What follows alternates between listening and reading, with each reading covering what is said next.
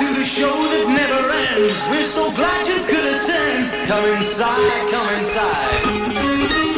Welcome back to The Price of Business. I am your host, Kevin Price, talking to you about you and your business. My very good friend, Walt Rogers, one of my favorite people. I haven't even had a chance to talk to you since your trip to Europe. How'd that go? Oh, boy, Kevin, you don't want to know. That's we're going to have a whole other series of shows based on how United treats its customers. Oh, boy. Let's just say that we did not make it to Europe at all.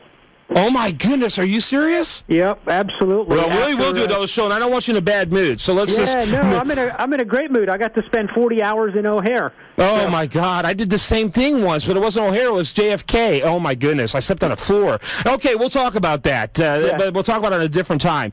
Great to have you on. What do you have for us today? Walter Rogers, of course, with Baker Communications, a great resource in my program. Yeah, so, for the last 5 shows, we've been talking about various strategies to improve your own personal productivity, which is, the single most important thing that just about any individual can do today, whether you are an executive, a manager, an individual contributor. The facts are you're getting inundated with email, you're getting inundated with requests. More than likely, you're working, 9-10 hours a day, probably putting in some time on a Saturday, probably on a Sunday to get cleaned up and ready for the following week. Yet most people ignore this critical skill of improving your personal productivity. So we've covered things like the importance of not multitasking, right? How to manage deadlines is, the importance of really prioritizing your work, the impact of energy on productivity. And today we're going to wrap it all up. So what we have found is that there's really 7 key techniques that, if implemented religiously, will massively improve how productive you are, free up time in your day, and you'll find yourself actually looking for things to do instead of the other way around. Wow, I love that idea. And let me tell you, I have been trying to adhere to the work that you and Lynn have been doing every single week. I've been actually trying to practice it, and it's very ironic that a very good friend of mine, and I'm sending you a copy of this book just to give you a heads up, Walter. A very good friend of mine is an author of a book called Time Warriors, and it's not a time management book. It's about owning your time rather than being a victim of your time. He just happened to send it to me in the last few weeks when you began this series. So I'm thinking God may be trying to tell me something. I'm going to send you a copy of the book, and you're going to go, my God, this is you're going to love it. So expect a copy of that soon. But I love this topic. I love it. Send me the book. There's a ton of material written on this, and you boil it all down, there's no real rocket science to any of it. The science, right, or the magic is actually doing it, and I'll talk about that towards the end. So awesome. Let me just run down what these 7 steps are. So there's really a cadence, and it's a monthly cadence, a weekly cadence, and then a daily cadence. So I'll break it down in those 3 categories. So within the first 3 days of the start of any month, most important thing you need to do is determine what your main 3 goals for the month are going to be and actually write them down. Okay? Write them down, whether you use a physical planner or an Outlook or whatever, but you got to write them down. But you figure out what those 3 main goals are. Don't really want people to focus on more than 3 because it's very unlikely they'll attain more than 3. So pick the 3 that are absolutely most important so you're not cluttering yourself with noise associated with other activities. Okay? Okay, good. Once you've determined what those 3 main goals are, the next step is to then determine the top 5 impact areas that are going to help drive towards those goals. So these could be things like finance or marketing or sales or whatever. And schedule weekly meetings in those 5 impact areas, 1 hour per impact area. You could do them 1 per day, or you could do a couple per day until you get your 5 done.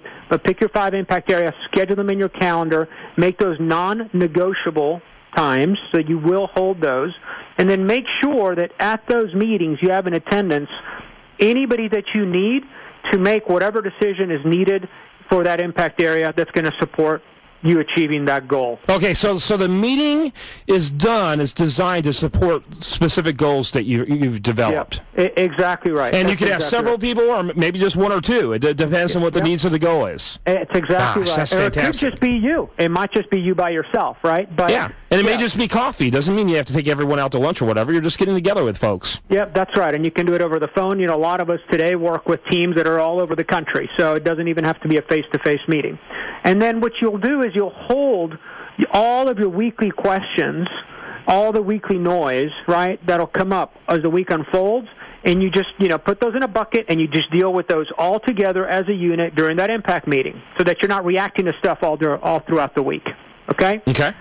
So that's what you would do on a monthly schedule. So you determine your 3 goals, and you determine your 5 impact areas. You get those 5 impact areas scheduled on your calendar, and off you go for the month. Now, weekly, what you want to do is either early on Monday or late on Friday, you want to separate the important from the noise and create your weekly goals list. So you start with a monthly list, and then you're going to break it down to a weekly goals list. Okay? Okay, sounds good. And you want to do that either late on Friday or early on Monday. The point is, make sure you're starting the week off clean. All right? Mm-hmm. And then daily, by 9 a.m. every single day, you'll list the 5 specific actions that you will complete that day that are going to help you achieve the weekly goal. And you focus on incremental, small steps. And you schedule those 5 items in your calendar for that specific day with a specific start time and a specific end time and a specific definition for what that activity is. And you want to be very, very specific in what it is that you're trying to achieve in that activity. If it's too broad, you'll do nothing. If you don't schedule in your calendar, you may not do anything with it either. Okay? Mm-hmm. And then you do anything in your power to make sure that you complete those actions that day. And you repeat that every single day, and you do that by 9 a.m. every day. So you're organizing your day. Now, if you're a morning person, you're massively advantaged because the best time to do this is as early in the day as possible, before the day really starts. So that's like 7 a.m. would be ideal, or even earlier than that. Mm-hmm. Now, very good. As you schedule these 5 items, right, you've picked out what the 5 key activities are you want to get done for the day. The tendency that most people will have is to do the easiest one first and leave the last one to the end. That's human nature, right? The problem with that is you lose momentum as the day unfolds, and the likelihood for interruptions and other priorities to come up as your day unfolds increases every hour of the day. So schedule the hardest of those 5 things that you've picked for yourself first. Mm-hmm. Get it done first, and tackle that hardest action as early in the day as possible. Once you get that hard one out of the way, the other 4 are easy. So you really get momentum, and you start rolling down a hill, right? Absolutely. Getting activity. You just got to get it up to the hill. It's critical mass. There's all kinds of analogies you can use for it. Yeah. But it's imperative you got to build it up to get there. And most people get too discouraged or distracted before they even get to the point where momentum is on their side. True? True, absolutely true. Absolutely true. So don't avoid the hardest thing. Don't put it to the end of the day where it's the most likely place for it to slip. Put it first in the morning, as early in the day as you possibly can. Hold your high-impact meeting for that day no matter what. It's real easy for other priorities to make you rethink and shift these high-impact meetings to other times in the day or the next day or the day after that. Next thing you know, the meeting doesn't happen. So you've got to be very strict with yourself and have self-discipline around, implementing these activities. And then the final activity that you would do every single day is we all interact with email, and it's still a primary communication vehicle. So the one simple tip I'll give right now is to use extremely specific subject lines. Always be very specific in the subject line as to what it is that you want that reader to do. And as you bounce the email back and forth, if the activity changes, change the subject line.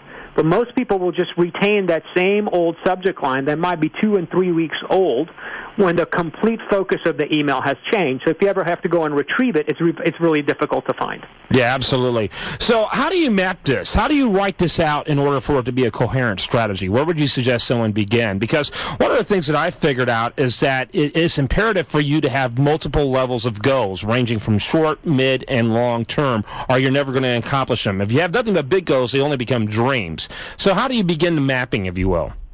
Well, you mean in terms of a tool, different people will use different tools. Some people use a physical planner. Some people use Outlook. Some people use, Salesforce.com or another CRM. But it's important that you just pick one tool and you keep everything in one place. So a lot of people will have a tendency of writing, a personal list down in one place and then a business list down in another place. And then they also use sticky pads and handwritten notes. and next thing you know, everything is everywhere. And how Yeah. can you possibly prioritize what it is that you're supposed to achieve if you can't view it in one consolidated list?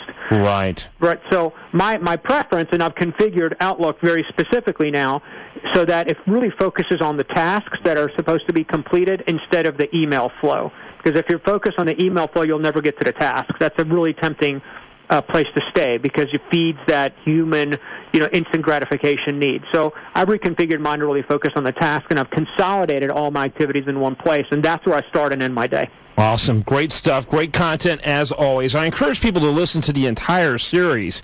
And another thing we got coming up in August, really, really soon, it's hard to believe, is a great event that we did last year, which is Salesforce, Salesforce.com's Dreamforce, correct? Absolutely. We're thrilled to be a part of that again. And in fact, next week we've got the Chief Marketing Officer from Salesforce coming on air. They're going to tell us all about, what's changed with the show, what we can expect.